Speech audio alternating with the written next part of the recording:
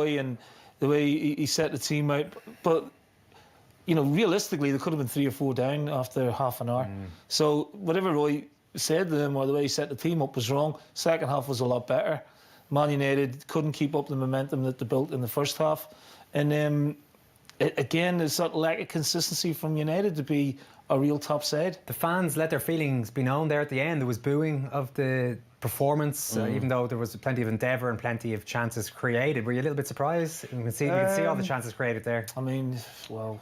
Yeah, I mean, the numbers there are incredible, but it's a typical Roy Hodgson performance, and he won't make any apologies for it. What about the United fans? What about the United fans? The United fans, yeah. I mean, look, it's not great. The booing. You'd wonder what else was going on in the game. I'm not sure, but obviously they're not happy because there's been so many draws. You know, think back to Burnley, and there's so many games going out to Middlesbrough. It's 8 wins now and 8 draws. Yeah, I mean that's too many draws really. But look, Watford will be delighted, and I am delighted for Watford. You can't blame Rangnick today, honestly, when you can't. The clear-cut chances, they worked the ball well, they played with a real swagger first half. In the end, though, it got desperate, where they were pushing, and they could have maybe even lost the game on the counter-attack. But he sent all the troops on, Rashford, Sancho, you know, put Fernandes back in midfield. You know, so his changes were positive to try and win the game. But, you know, the players have to hold their hands up today and say, you know, we got it wrong today. When you're playing well and results are going great for you, you're up near the top of the league, and a day like today happens to you, as a manager, you shrug your shoulders and you go, it's one of them days, you know, Watford rode their luck, we were unlucky, whatever it may be.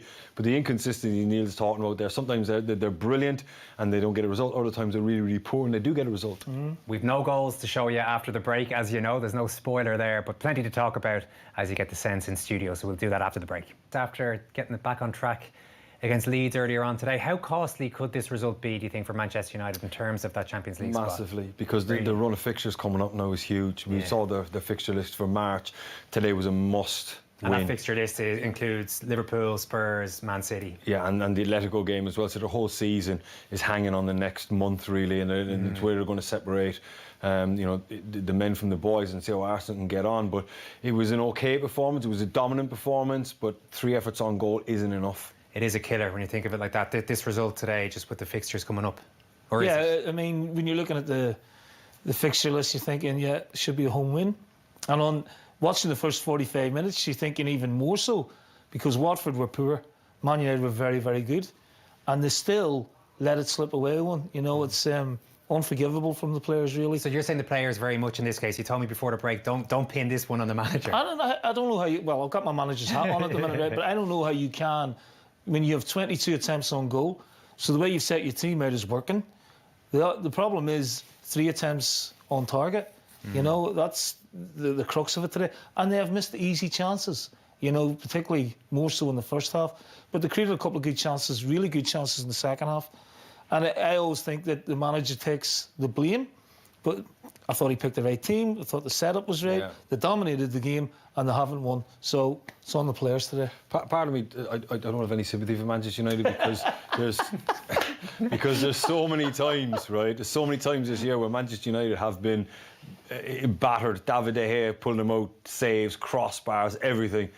And then, you know, you get away with a draw. I think Atletico in the first half on Wednesday night, Atletico will be disappointed they weren't further in front. They hit the bar twice. So, unfortunately, it goes both ways. Yeah, well, we started having a look at some of these chances then in the second half. And I suppose we're putting it down to wasteful finishing in a lot of cases, a little bit of a lack of composure, or just bad luck. I don't know which. Lack of composure, because they're creating the opportunities. Like Pogba, I'm not sure why he's squaring that across goal.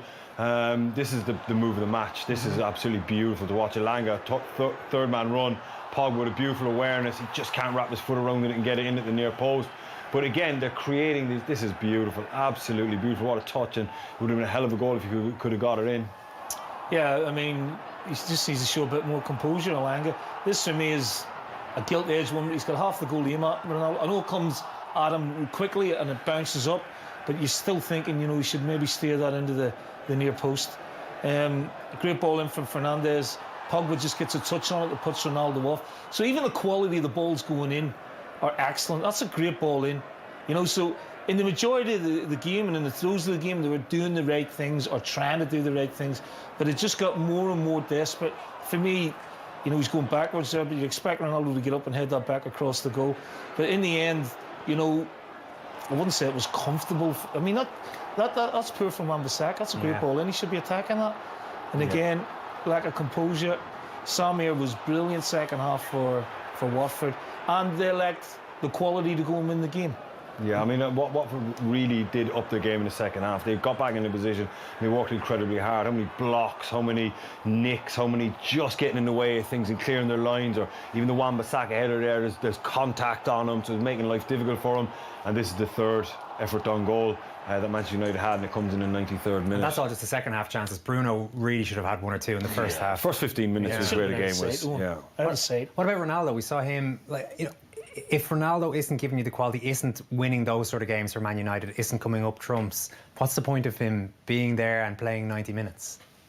Is that too much blame on him? Because he's proved over year after year, time after time, and even at times this season, that he is a match winner. But he's not produced. I mean, that's one goal in 2022, isn't it? Yeah, the one against Brighton. So he's not anywhere near the peak of his powers anymore. And maybe Rangnick needs to look at it and go, right, I'm taking you out. But then who do you replace him with? Yeah, because Cavani's out at the moment. Yeah, so maybe when Cavani comes back. But where are the goals going to come from? Because Rashford, Sancho, Fernandes, these type of players aren't prolific goal scorers the way Ronaldo is. He looks tired for me, Ronaldo. Now, I know that tonight or today he was pretty good. He got himself in the box and he was sharp and he got his chances. But a general performance in 2022, I think at his age, to play the amount of minutes that he's played. I mean, he played 120 minutes on a Friday night against Middlesbrough in an FA Cup game. That's what I'm saying. Would it not be better for him to be told? Absolutely. Sit a game absolutely. out, Sit out 2 or 3, get yourself back to Madrid, go on holidays, come back in. We're going to use you for the Atletico Madrid game. We're going to use you for days of today off the bench. You come on, you're fresh, you're ready to go. But he looks knackered. Now, all that said, maybe he should have had a penalty at one point in the second half. You think so? I think it's a penalty. There's definite contact, and Kamara doesn't get anywhere near the ball, and he goes in through the back of his knee on knee. Now, you see it from this angle. That's a penalty for me, Owen. Yeah. And I don't understand.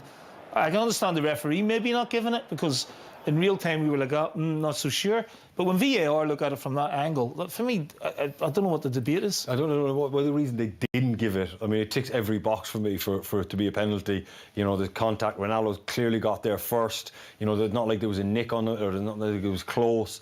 So I think that... I guess it's one of those ones that they might have seen there was enough to overturn, because there wasn't the penalty given originally, so there wasn't enough to overturn the no penalty decision on the... But if the contact doesn't come, Ronaldo more than likely gets a shot off there, because he's controlled it and he's going to take a step and swivel on it with his left foot.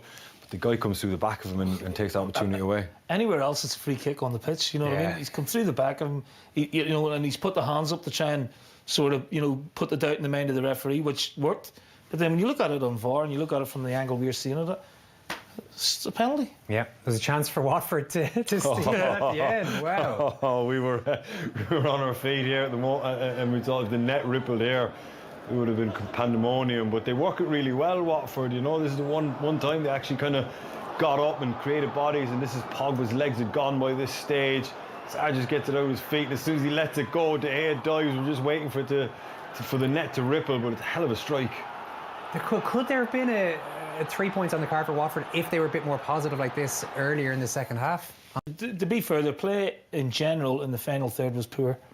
Nowhere near the levels that they reached against Aston Villa last week, when they cut Villa open apart at will. There was none of that today. The final ball, the movement, even taking the ball in. Josh King was very poor today. And if they continue in that vein, they're going to be in trouble.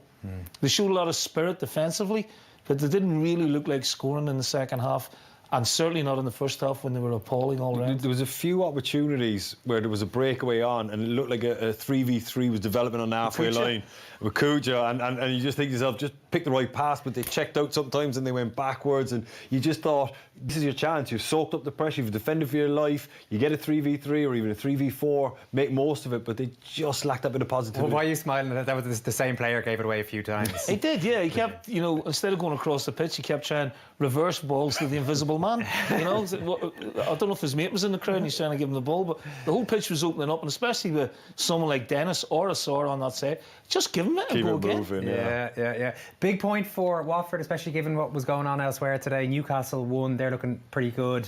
Burnley got a point. We think they're probably going to be okay. So Watford really needed something from today's game. Are you still giving them a chance of staying up after that point? After the defeat on Wednesday night, to come here and get something out of the game, and in the manner in which they played in the first half, Roy will be on that bus absolutely thrilled and thinking, right, we'll definitely improve our level of performance, and we'll not play that sort of in that amphitheatre against a quality team like that every week. So he will be looking at the teams above him going, I'm going to try and rope these guys back in there. So who are these guys? Like, you know, who are you looking at? If I was asking you right now, who's going down? In the relegation zone, we've got Norwich bottom, then Watford, then Burnley. But lots of teams, Everton about to play, and a few others in danger there. Leeds having lots of I think Leeds are the ones that are on a one-way road to that relegation zone. It's very hard to rest the slide they're on. What are the results this week?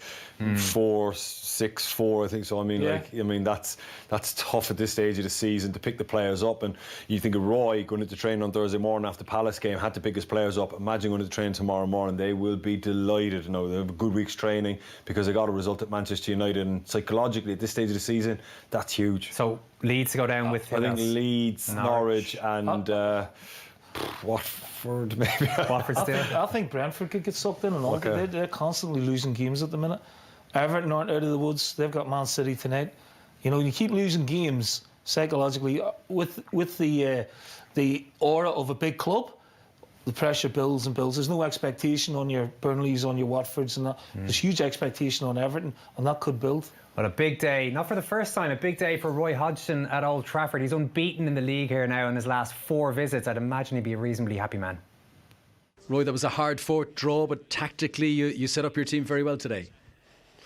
Well, it's always going to be a hard-fought draw here. I mean, maybe not if you're Man City might get away without hard-fought draws, but you know, we're at the bottom of the table. You know, we should be fighting for our lives. And I thought that today there were lots of occasions when we showed that we were doing that. I thought the attitude from the team was absolutely outstanding. It would have been nice if we could have showed a bit more composure on 1 or 2 of the breakaways, but of course you don't show that composure when you've been scrapping like we've had to scrap for results for such a long period of time. But I couldn't be more satisfied or more proud, really, of what the team achieved today. It was a real team performance against a team of really world superstars, and yet, you know, we held our own exceptionally well, I thought. And apart from the mistake in the first half and the shot that hit the post, it wasn't as if I was thinking they were going to score every time they got into our penalty box. Probably one of the more dangerous chances of the first half for Bruno Fernandes, and Ben Foster made a fantastic save. Yeah, well, we're lucky there. You know, we've got a real top-class goalkeeper, you know, certainly Premiership class, possibly even above that. And if you're going to play up here and play against Man United as we did today with the team we had to put out there today, you're going to need Ben Foster, because there's no way we can be good enough to restrict them to not even 1 chance in the game. But I thought that the boys really did as much as we could really ask of them today, and I'm really proud of their performance. I think they should be proud of their performance. You know, I expected to go into the dressing room and see people leaping about with glee, but I didn't see that. But they obviously have very high expectations of themselves. Can this be a springboard for you now to continue that run, to stay that steadfast in defence? Well, that's right. I mean, that's a good way of putting it. I think that's can we stay that steadfast in defence? Can we get the work out of our 3 front players that we got today? They were fantastic. Can those 3 midfield players cover as much ground? Already we've got the sort of best stats in the last 3 or 4 games that we've probably had all season for our running. We've got to keep that up. Unfortunately, there is no easier way. I'd like to think or believe that there was, but there isn't. There's going to be plenty of these games to come. But the thing that's most pleasing today is that we did get a good draw up here, and we got it by working so hard and playing quite well, certainly defensively. And as a result of that, we should be able to believe that if we can keep reproducing performances like that, we will pick up points, because Man United are still one of the best teams in the league.